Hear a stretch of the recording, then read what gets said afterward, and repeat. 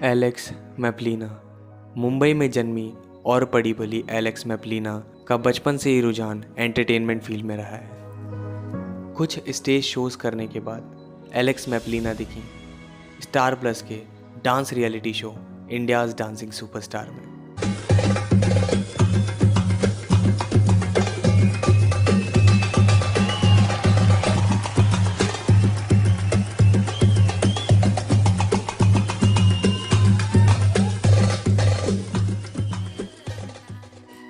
और उसके बाद इंडियाज़ टैलेंट रियलिटी शो जो कि कलर्स का है इंडिया गॉट टैलेंट में।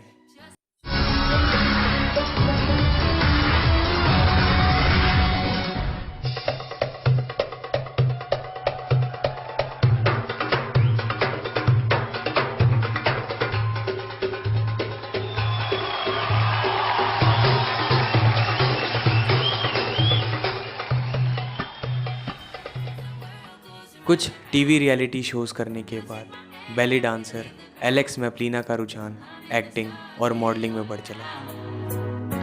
एलेक्स मैपलीना बतौर बेली डांसर तो काम कर ही रही हैं और उसके साथ साथ एज एक्टर और मॉडल भी अपनी पहचान लगातार बनाए हुई हैं। तो चलिए शुरू से शुरू करते हैं दास्तान स्ट्रगल विद एलेक्स मैपलीना।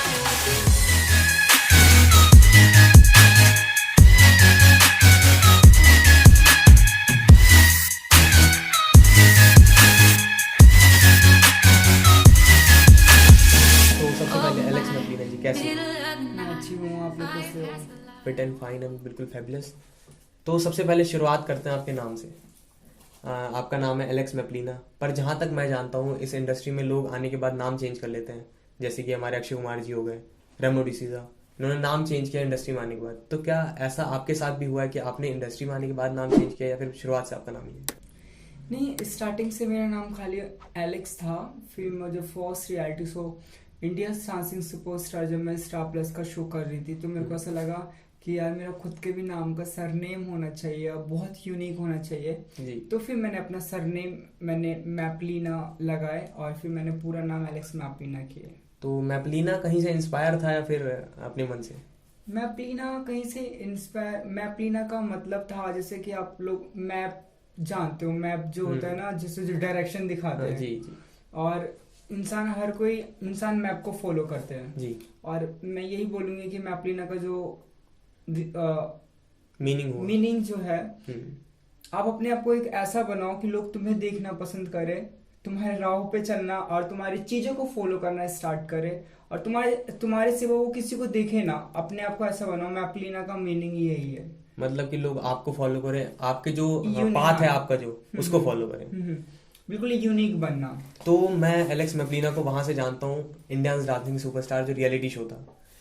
तो सब लोग एलेक्स मैपलीना को वहां से जानते हैं कि एलेक्स मैपलीना वहां पे थी, पर मैं वहां से जानना चाहता हूँ जहां से एलेक्स मैपलीना की शुरुआत हुई थी।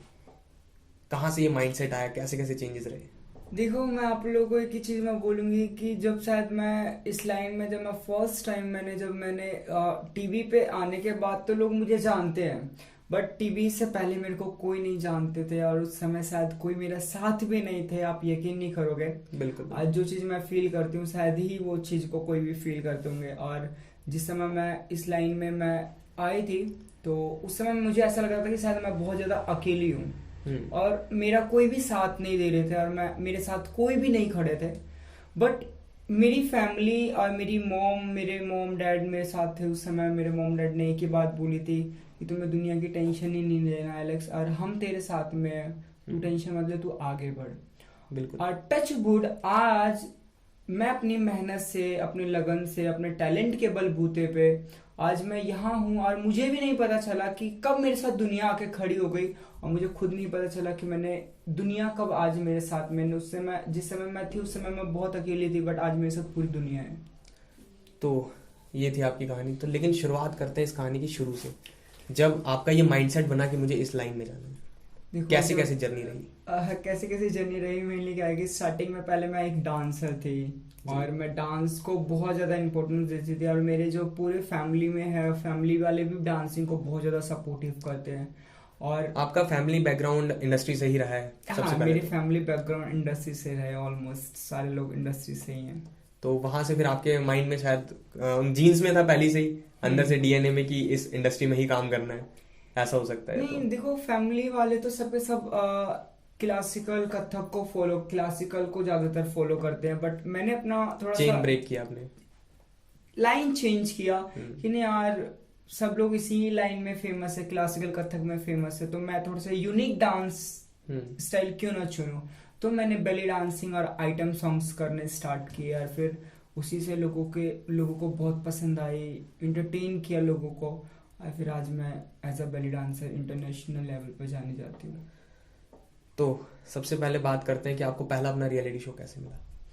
फर्स्ट रियलिटी शोज गाइज, मैं आप लोग को एक चीज़ मैं बोलूँगी, देखो कि जब मैंने फर्स्ट टाइम रियलिटी शोज करने के लिए मैं गई थी ऑडिशन देने के लिए, तो फर्स्ट रियलिटी शो में शायद मेरा रिजेक्शन हो गए थे, फिर मैंने 1 साल बाद दोबारा मैंने दिया, फिर वहाँ पे भी रिजेक्शन हो गए थे। किस चीज़ के लिए था ये, मैं पूछना चाहूँगा? किस चीज़ के लिए था ये रियलिटी शोज? डांसिंग के। ऑलमोस्ट पहले मैं डांसिंग के ही ज़्यादातर मेरे जितने भी लगभग टीवी पे आते थे रियलिटी, लगभग जितने भी, ये मैं फर्स्ट रियलिटी शो मैंने स्टार प्लस के इंडियाज डांसिंग सुपरस्टार को कम से कम मैं काफ़ी टाइम से मैं फॉलो कर रहे थे। 1 साल बाद मैंने first reality show India's dancing superstar मैंने किए थे, जिसमें कि मुझे काफ़ी सारी रियलिटी शो में जब मैं ऑडिशन दे रही थी उस समय जब मुझे पता चला कि यार मेरा सिलेक्शन क्यों नहीं हो रहा है, मेरे सब लोग ही टीवी पे आ रहे हैं, शायद हम लोग टीवी पे क्यों नहीं आ रहे। तो मेरे को अचानक ही मेरा दिमाग क्लिक हुआ, और जब दिमाग क्लिक हुआ तब मुझे पता चला कि चैनल वालों को क्या चाहिए, एक एंटरटेनमेंट चाहिए, और फिर मैंने अपने आप को थोड़ा सा टीआरपी, अपने अंदर ग्लैमर, हॉटनेस और क्या क्या वर्डिंग यूज करते हैं, आई डोंट नो ये इंडस्ट्री वाले। फिर मैंने अपने आप को थोड़ा सा ड्रामा बनाया, और थोड़ा सा अपने आप को एक यूनिक कॉन्सेप्ट बना के मैंने अपने आप को प्रेजेंट किया, तो फिर मेरा वहाँ पे सिलेक्शन हुआ। और जब उनको लगा चैनल वालों को कि हाँ ये बंदी टीआरपी दे सकती है, चैनल को अच्छा खासा टीआरपी मिल रहा है, तो फिर मेरे को वहाँ पे जब लिया गया तो मेरे को फर्स्ट एपिसोड में उन्होंने मेरे को टॉप 30 तक उन्होंने रखा। फिर टॉप 30 के बाद फिर मेरा रिजेक्शन हुआ। फिर रिजेक्शन के बाद फिर काफी सारे लोगों ने कॉम्प्लीमेंट किया कि एलेक्स को वापसी लाओ। तब मेरी वाइल्ड कार्ड एंट्री दोबारा हुई थी वहां पे। तब उस समय मैं गोविंदा सर और अक्षय कुमार सर के सामने में परफॉर्मेंस कर रही थी। तब फिर उसके बाद मैं टॉप 5 में से मैं बाहर भी निकल गई, तब भी मेरे को कोई दिक्कत नहीं हुई, क्योंकि उस समय मैंने बहुत ज्यादा नाम, फेम और बहुत सारी चीजें अचीव कर ली थी। उसके आगे के सफर की बात करते हैं, जो कि आपका सेकंड रियलिटी शो था। देखो गाइज, एक बार टीवी पे आने के बाद मुझे ऐसा लगता है कि शायद अगर एक बार आप टीवी पे आ जाते तो आपका रास्ता खुल जाते हैं, और रास्ता खुलने के बाद आपको बहुत लोग ऑटोमेटिकली ही आपको कांटेक्ट करना स्टार्ट करते हैं। देखो मैं तो सबसे एक ही चीज मैं बोलूंगी कि गाइज आप लोग सबसे यूनिक बनो और सबसे अच्छे बनो, अपने आप को ऐसा बनाओ कि लोग तुम्हें देखे, तुम किसी को ना देखो। तो मैंने वहां से रियलिटी शो से मैंने बहुत सारी चीजें सीखी कि आप अपने आप को किस तरह से मेंटेन करो और अपने आप को कितना यूनिक तरह से बनाओ कि लोग तुम्हें देखना पसंद करे। तब फिर मैंने जब मैं first reality show India dancing superstar से जब मैं बाहर निकली थी, तो आफ्टर 1 ईयर मेरे को कलर्स टीवी वालों की तरफ से मेरे को कॉल आया कि एलेक्स आप ना एज अ एंटरटेनमेंट के लिए हम आपको टीआरपी के लिए हम लोग इंडियाज गुड टैलेंट में लेना चाहते हैं। तो जब उन्होंने मेरे को कॉल किया, जब ये सारी चीजें मेरे से पूछी, तो मैंने बोला कि हाँ मेरे को कोई प्रॉब्लम नहीं है, बट मेरी भी कुछ शर्त है। अगर आप टीआरपी के लिए मुझे ले रहे हो तो मुझे फर्स्ट एपिसोड में बाहर नहीं निकलना है। अगर आप मुझे फर्स्ट एपिसोड में बाहर निकालते तो मेरी तो कोई इज्जत ही नहीं रही है, फिर मेरे को तो कोई कुछ मिलेगा ही नहीं ना, तो फिर ऐसा टीआरपी दे के भी क्या फायदा। बिल्कुल। तो फिर मेरे को इंडियाज गुड टैलेंट वालों ने मेरे को सेमीफाइनलिस्ट बनाया था, और सेमीफाइनलिस्ट बनाने के बाद गोल्डन बजर बजे थे, जिसमें कि गीता माँ, किरण खेर, करण जौहर और मलाइका अरोड़ा खान। और जो कि मलाइका अरोड़ा खान मैम मेरी बहुत फेवरेट है और बहुत ज्यादा सपोर्टिव है, जिन्होंने मुझे बहुत ज्यादा सपोर्ट किया था। और फिर इसके बाद मैंने इंडियाज गुड टैलेंट सेमीफाइनलिस्ट बनी। फिर सेमीफाइनलिस्ट के बाद और भी बहुत सारे रियलिटी शोज थे, फिर अपने आप ही ऑटोमेटिकली ही ऑफर्स मिलने स्टार्ट हुए। तो आपने इतने रियलिटी शोज कर रखे हैं कि आपको एक एक हकीकत पता है क्या चीज कैसे होती है। तो मैं चाहूंगा कुछ हमारे कैमरा के सामने आप हकीकत खोलें कि असली सच्चाई क्या होती है रियलिटी शो की। देखो मैंने क्या है कि गाइस आप लोगों को मैं एक चीज बताऊंगी कि देखो कि असली हकीकत क्या बताऊं कि दुनिया जैसे दिखने में है, दुनिया वैसी है नहीं, जैसी है, और जैसे इंडस्ट्री है वो वैसी दिखती नहीं है। बोलते हैं ना कि टीवी पे दिखने में हर चीज ग्लैमर, खूबसूरत और चकाचौंध, चमकता धमकता, एक अलग ही दुनिया नजर आती है। बट सच बोलूं तो मेरे को बिल्कुल ही गटर नजर आती है, और वहाँ के लोग होते कुछ और है, दिखाते कुछ और है, दिखते कुछ और है तो होते कुछ और है। बस यही सब चल रहा है बॉलीवुड इंडस्ट्री में। बाकी तो आप लोग न्यूज देखते रहते हो, क्या चल रहा है, क्या ड्रामा चल रहा है, क्या नहीं चल रहा है, क्या धांधलापन चल रहा है, हर चीज आप लोग को पता ही है। तो आपको एक सवाल और मैं पूछना चाहूँगा कि हम आपसे बिहाइंड द सीन बात कर रहे थे, तो एक चीज़ था पैसा, टैलेंट या नेटवर्क, तो हम उसके ऊपर डिस्कस कर रहे थे। तो वो चीज़ मैं चाहूँगा कि आप कैमरे के सामने बताएं कि किस चीज़ से ज़्यादा आप आगे बढ़ सकते हैं, आप काम ज़्यादा मिलता है। देखो गाइस, मैं ना ये बताना चाहती हूँ आप लोगों को कि पैसा, टैलेंट टैलेंट और या नेटवर्क। नेटवर्क। देखो मैं इन सब Links चीजों वाली को बात है। मैं इन सब चीजों को मैं फॉलो तो नहीं करती, बट जिस चीज को मैं फॉलो करती हूँ पहले मैं आपको वो बता देती हूँ, फिर उसके बाद मैं आपको ये सारे टॉपिक के बारे में रियलिटी रियलिटी जो है। देखो मेनली क्या है कि मैं काम को मानती हूँ, और मेरे 4 स्टेप है, मैं 4 स्टेप को मैं फॉलो करती हूँ। चाहे एक समय ऐसा था जब मैं फ्रेशर थी तो मैं शायद पैसों के पीछे नहीं भागती थी, मैं सिर्फ काम के पीछे भागती थी, और वो चाहे मुझे फ्री में भी काम करना पड़ता था, उस समय मैं शायद फ्री में भी मैं काम करती थी। बट उसके बाद जब मैं काम के पीछे भागी तो मेरा नाम हुआ, जब नाम हुआ तो मेरे पास पैसे आए, जब पैसे आए तो आज पूरी दुनिया, जिसे बोलते हैं ना कि पागलों की तरह मेरे साथ में है। और जब पूरी दुनिया आपके पास में, तो शायद मुझे नहीं लगता कि आपको कहीं जाने की जरूरत है। तो काम करो, काम से नाम होगा, नाम से पैसा आएगा, पैसे आएंगे तो आपके पास पूरी दुनिया आएगी, जब पूरी दुनिया आएंगी तो आपको शायद, मुझे नहीं लगता कहीं जाने की जरूरत है। और जो आपने जैसा कि कहा कि टैलेंट, नेटवर्क और पैसा, देखो गाइज मैं एक आर्टिस्ट हूँ, और मैं एक एज आर्टिस्ट मैं बात कर रही हूँ। और मेनली क्या होता है कि बहुत सारे इस दुनिया में लोग हैं जो बहुत ज़्यादा टैलेंटेड भी है, जिनके पास बहुत पैसा भी है, जिनके पास की इंडस्ट्री में जाने का रास्ता भी है, अच्छे लिंक्स और अच्छे लिंक्स भी हैं। बट हर कोई इंसान कहीं ना कहीं किसी न किसी चीज़ से मार खाता है। किसी के पास पैसा है तो उसके पास टैलेंट नहीं है, जिसके पास टैलेंट है उसके पास पैसा नहीं है, और जिसके पास पैसा टैलेंट दोनों है उनके पास रास्ता नहीं है आगे जाने का, और जिनके पास रास्ता है उनके पास टैलेंट या पैसा नहीं है। तो कोई ना कोई इंसान हर किसी न किसी चीज से मार खा ही जाता है। काम किससे ज्यादा मिलता है, नेटवर्क या फिर टैलेंट? देखो काम सबसे ज्यादा किससे मिलता है, काम मिलता है टैलेंट से। अगर आपके पास टैलेंट है तो मुझे नहीं लगता कि आपको कोई रोक सकता है। नेटवर्क भी काम नहीं आएंगे अगर आप टैलेंट है तो। और मुझे नहीं लगता कि आज के समय पे रियलिटी शो में आने के बाद ही आपको काम मिलता है, नहीं।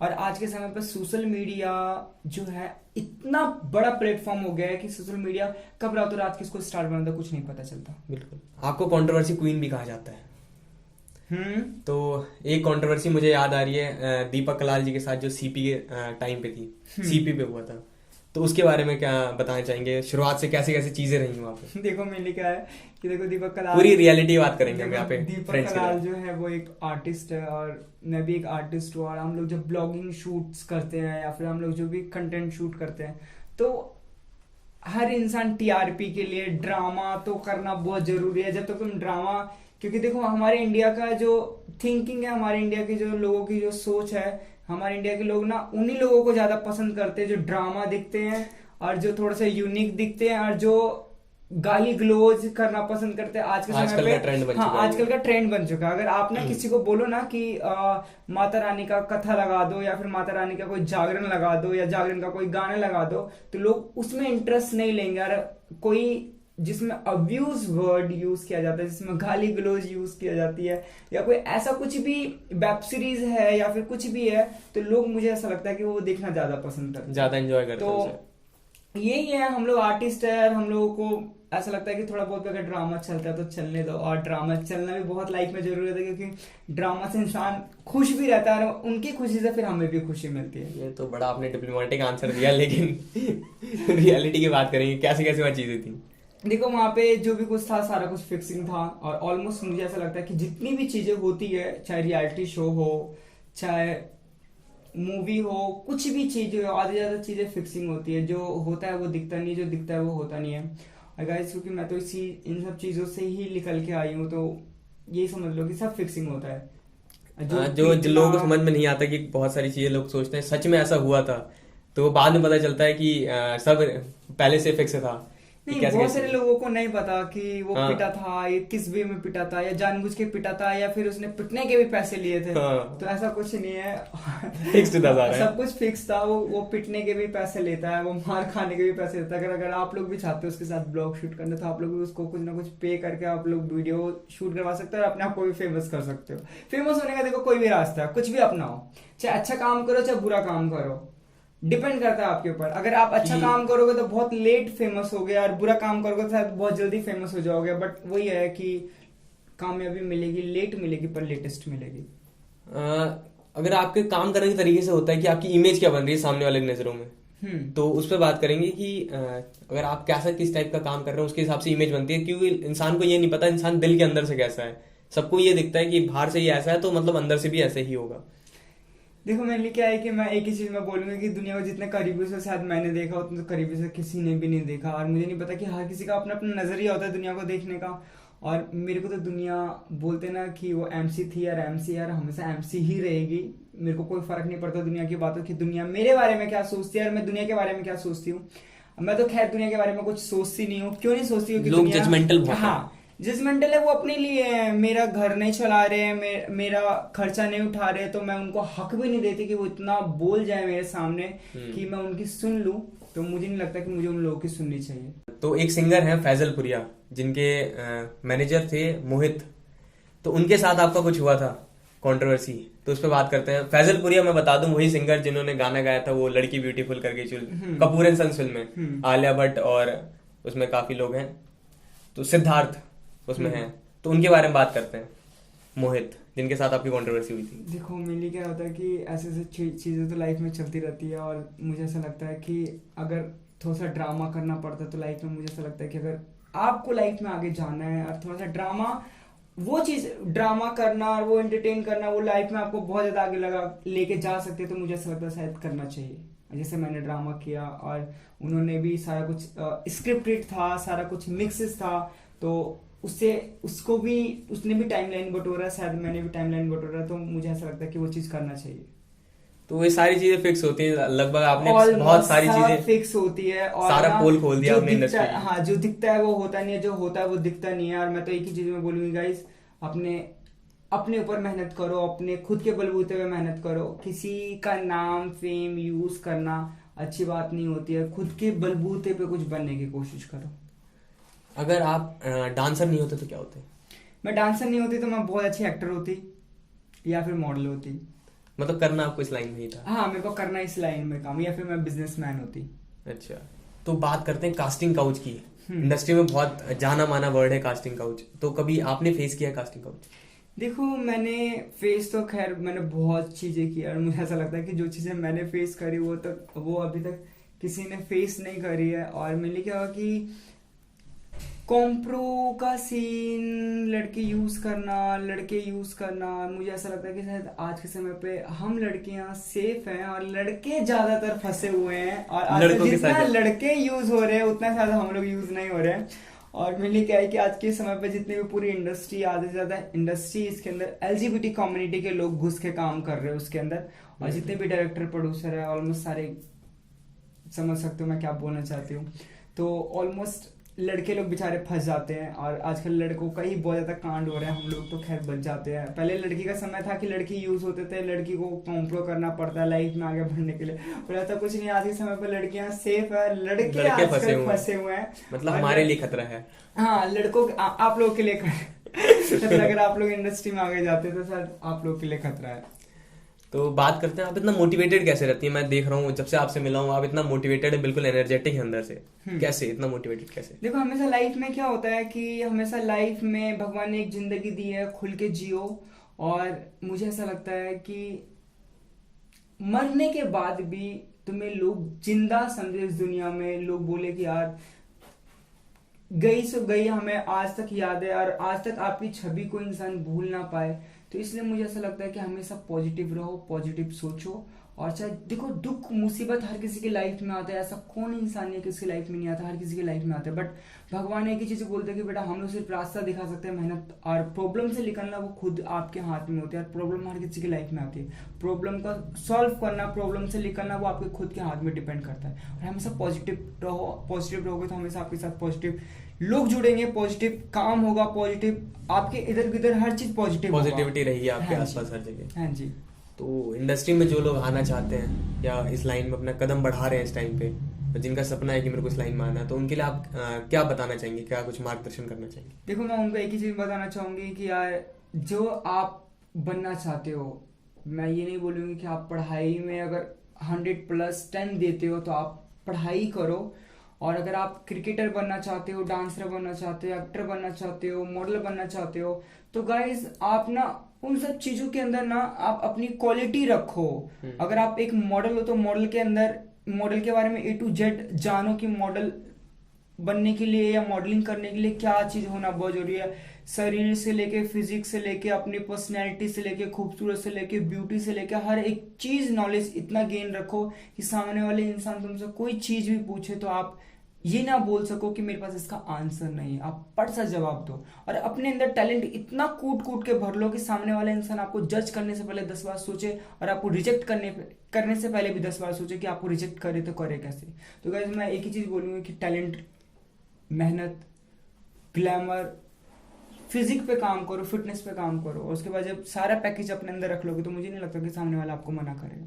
तमन्नाओं का शहर इतनी आसानी से नहीं मिलता। हाँ, हर किसी को नहीं मिलती। पर मैं यही कहूंगी कि देखो आज के समय पे जो इंसान जो कर रहा है, जिसमें लगता है कि मुझे इन सब चीज़ों में मुझे करियर मिलेगा, तो मुझे ऐसा लगता है कि इंसान को वही चीज़ ही करना चाहिए, जबरदस्ती कोई चीज़ नहीं करना चाहिए। अगर मुझे ऐसा लगता है कि मैं एक मॉडल बन सकती हूँ तो मुझे मॉडलिंग ही करनी चाहिए, और उसके हिसाब से भी नहीं कि मैंने सोचा कि मैं मॉडल बन सकती हूँ तो मुझे, पर मॉडल जैसा शरीर भी होना बहुत ज़रूरी है, मॉडल जैसी बातें, मॉडल जैसी हर एक चीज़ होना आपके अंदर, क्वालिटी होनी बहुत ज़रूरी है, तभी आप ये चीज़ देखो। नहीं तो time waste and money waste, और टाइम और मनी एक बार जाने के बाद मुझे नहीं लगता कि इंसान को वापसी मिलती है। आप मुंबई में रहती हैं पर आप दिल्ली में शिफ्ट हो रखी हैं, इसका रीजन क्यों? क्योंकि बहुत सारे लोग यहाँ से जो काम करना चाहते हैं इस लाइन में वो मुंबई ही जाके शिफ्ट होना चाहते हैं, चाहते हैं मुंबई में ही रहूं मैं।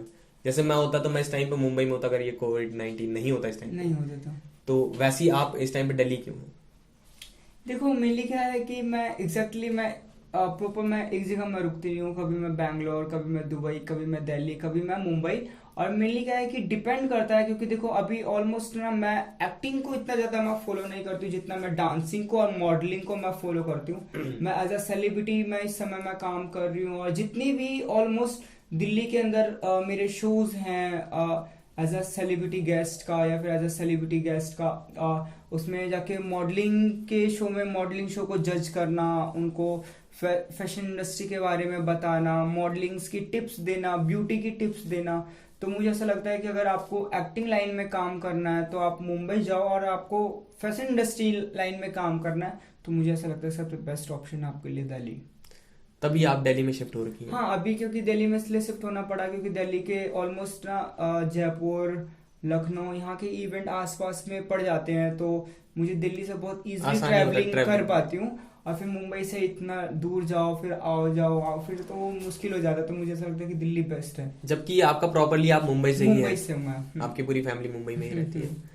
बात करेंगे आपके फ्यूचर प्लान्स के बारे में। क्या क्या आपके फ्यूचर प्लान्स आगे, आप क्या करने वाले हो, क्या क्या चीजें हो रही हैं आपकी लाइफ में? देखो मेरे लिए क्या है कि अभी मुझे नहीं पता कि लोगों की नज़रों में मैं एक स्टार हूँ या मैं सेलिब्रिटी हूँ, मैं फेमस हूँ, मैं पॉपुलर हूँ, बट मैं अपनी नज़रों में मैं अभी भी एक स्ट्रगलर हूँ, और मैं अभी भी एक स्ट्रगलिंग कर रही हूँ, और मैं आगे कंटिन्यू मैं करती रहूँगी। और मुझे मेरा जो ड्रीम है, मेरा जो सपना है वो है कि बहुत फेमस एंड पॉपुलर इंसान बनना। और मुझे नहीं लगता कि चाहे मैं एक्टर बन के बनूं, चाहे मैं डांसर बन के बनूं, चाहे मैं मॉडल बन के बनूं, पर बनूंगी जरूर। चाहे कोई भी फील्ड मेरे को अपनाना पड़े फेमस होने के लिए, पॉपुलर होने के लिए, मैं वो चीज़ करूँगी। क्या आप एक अच्छी बेटी बन पाई हैं? देखो ये चीज़ तो मैं प्राउडली मैं बोलूँगी कि मैं अपनी मम्मी से बहुत ज़्यादा प्यार करती हूँ, और मेरी मम्मी ने, मेरे मम्मी पापा ने, आज मैं जो भी कुछ अपने मम्मी पापा के वजह से हूँ। तो ऐसा लगता है कि मैं एक, अब मुझे नहीं पता कि मैं एक अच्छी बेटी मम्मी पापा के लिए हूँ या नहीं हूँ, पर मेरे लिए अच्छे माँ बाप, मेरे लिए मेरे माँ बाप है। बट देखो, हर बच्चा अपने माँ बाप को शायद कभी, चाहे बुरा भी बच्चा हो तब भी माँ बाप बोलते कि भाई मेरा अपना बच्चा है। और कभी अपने माँ बाप कभी अपने बच्चे को अच्छा या बुरा नहीं बोलते। तो मुझे ऐसा लगता है कि शायद अब बन पाएंगे, बन पाई हूँ मैं। और मेरे घर वाले मुझे बहुत प्यार करते हैं सीरियसली, और हमेशा उन्होंने मेरा साथ दिया, हमेशा मेरे साथ खड़े। आज मैं जो भी कुछ हूँ अपने माँ बाप की वजह से हूँ। तो आप हमारे फिल्मी चाणक्य के दर्शकों को क्या कहना चाहेंगी, कुछ सबसे विशेष पहले मैसेज? मैं दीपक गौतम और चंदन गौतम को, दोनों को थैंक यू सो मच बोलूँगी। और गाइस, ये जो यूट्यूब चैनल है और ये जो ऑन पब्लिक लोगों के लिए काम कर रही है, हम सेलिब्रिटीज़ के लिए काम कर रहे, इतना मेहनत करते हैं। और आप लोगों को मालूम है कि कोविड की इतनी ज़्यादा प्रॉब्लम चल रही है, इतनी ज़्यादा प्रॉब्लम चलने के बावजूद भी ये लोग कहाँ से, कितनी दूर दूर से आके पूरी टीम को लेकर आके ये लोग काम कर रहे हैं। तो मैं यही बोलूँगी, गॉड ब्लेस यू। और ऊपर वाले से मैं दुआ करती हूँ कि इंशाल्लाह एक दिन ज़रूर आप लोग भी फेमस होंगे, पॉपुलर होंगे। इस तरह से मेहनत करते रहो इंशाल्लाह। Thank you so much to all of you guys. तो आज थे हम एलेक्स मैपलीना जी के साथ। तो सबसे पहले तो कैसा लगा हमारे साथ आज आपको बात करके? सीरियसली मैं बोलूँ कि देखो, अभी मेरे लिए क्या है कि आप लोग बहुत ज़्यादा मेहनत करते हो, बहुत हार्ड वर्किंग हो। और अभी इस समय इतना कोविड की प्रॉब्लम में होने के बावजूद भी आप लोग कहाँ से, किस तरह से आप लोग आगे बढ़ने के लिए इस लाइन में वो कर रहे हो। और शायद आप लोगों को देख के मुझे अपना खुद का स्ट्रगल टाइम याद आ गया। देख लेना, आज हम लोग साथ में बैठे हैं, एक दिन क्या पता कि शायद अब मेरी जगह पे आप लोग हो और आपकी जगह पे आपका कोई इंटरव्यू कोई ना कोई ले रहे हो। इंशाल्लाह एक दिन ऐसे आएंगे। और मेरे को बहुत अच्छा लगा इसके आप लोगों के साथ काम करके और इस चैनल के साथ काम करके। तो आज थे हम एलेक्स मैपलीना जी के साथ, जिनको आपने कई रियलिटी शोज में देखा होगा। तो मिलते हैं फिर ऐसी नेक्स्ट इंटरव्यू के साथ नेक्स्ट वीक। तब तक के लिए see you soon, just a wait.